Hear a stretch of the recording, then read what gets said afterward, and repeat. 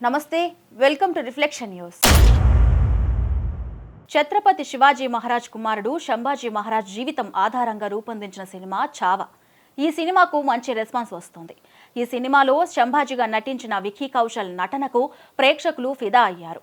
సంభాజీ మహారాజ్ను ఇన్ని హింసలు పెట్టి హతమార్చారా అంటూ సోషల్ మీడియాలో చర్చ మొదలైంది. చారిత్రకంగా చూస్తే సంభాజీ మహారాజ్ను సినిమాలో చూపించిన దానికన్నా ఎన్నో రెట్లు ఎక్కువగా హింసించారు. సినిమాలో చూస్తున్న సమయంలో ఎంతో మంది కన్నీళ్లు పెట్టుకున్నారు. ఆ హింసను చూడలేకపోయాము, మన కోసం మన ముందు తరాల వాళ్ళు ఇన్ని బాధలు పడ్డారా అంటూ చాలా మంది ఏడ్చేశారు. 1-2 కాదు, ఏకంగా 15 రోజుల పాటు సంభాజీ మహారాజ్ను చిత్రహింసలు పెట్టి హతమార్చాడు ఔరంగజేబ్. మృత్యువు సైతం సిగ్గుతో తలదించుకునే దారుణ హత్య అని సంభాజీ మరణం గురించి చరిత్రకారులు ప్రస్తావించారు.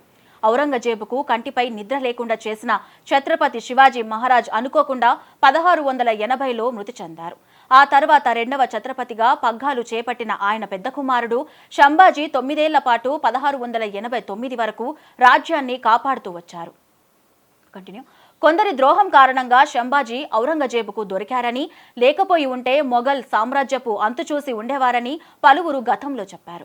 సంగమేశ్వర్లో అతి తక్కువ మంది అంగరక్షకులతో రహస్యంగా ఉన్న సంభాజీ గురించిన వివరాలు మొఘల్ సైన్యానికి చేరాయి. ముకరబ్ ఖాన్ నాయకత్వంలోని మొఘల్ సైన్యం సంభాజీని ఆయన మిత్రుడు కవి కలష్ను బంధించి సోలాపూర్ దగ్గరలోని అకలూజ్లో ఉన్న ఔరంగజేబ్ వద్దకు పంపించాడు.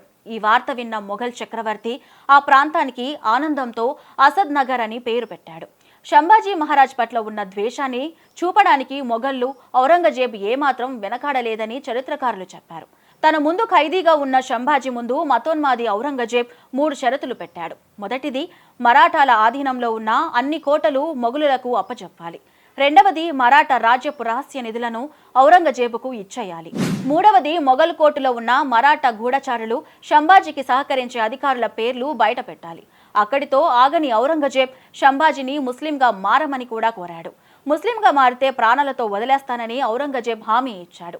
అయితే సంభాజీ మహారాజ్ ఎక్కడా తలొగ్గలేదు. అప్పటి నుండి ఔరంగజేబ్ సంభాజీని చిత్రహింసలకు గురి చేశాడు. మొఘల్ కాలం నాటి చరిత్రకారుడు కాఫీ ఖాన్ బ్రిటిష్ హిస్టారియన్ డిన్నిస్ కిన్కైడ్ ప్రకారం శిక్ష విధించిన అదే రోజు రాత్రి సంభాజీ కవి కలష్ల కళ్ళను ఎర్రటి ఇనుప చువ్వలతో పొడి చేశారు. నాలుకలను కత్తిరించారు. 15 రోజుల పాటు చిత్రహింసలు పెట్టారు. వారి చర్మాన్ని సైతం వలిచేసి కొన ప్రాణాలతో ఉన్న వారిని 11 మార్చ్ 1689న తూలాపూర్లో భీమా నది ఒడ్డున శిరచ్ఛేదనం చేశారు. ఆ తర్వాత సంభాజీ శరీరాన్ని ముక్కలు చేసి నదిలో పడేశారు. సంభాజీ అనుచరులు ఆయన శరీర భాగాలను వెలికి తీసి సాంప్రదాయబద్ధంగా అంత్యక్రియలు జరిపారు. మొఘల్ సామ్రాజ్యానికి వ్యతిరేకంగా మరాఠా ప్రజలు ఏకం కావడానికి సంభాజీ త్యాగం బలమైన కారణమైందని చరిత్ర చెబుతోంది. సినిమాలో చూపించింది కాసింత మాత్రమే. ఆయన్ను ఔరంగజేబ్ అనే దుర్మార్గుడు హింసించిన విధానం తలుచుకుంటే కన్నీళ్లు ఆగవు. ప్రతి ఒక్క భారతీయుడు చూడాల్సిన సినిమా చావ.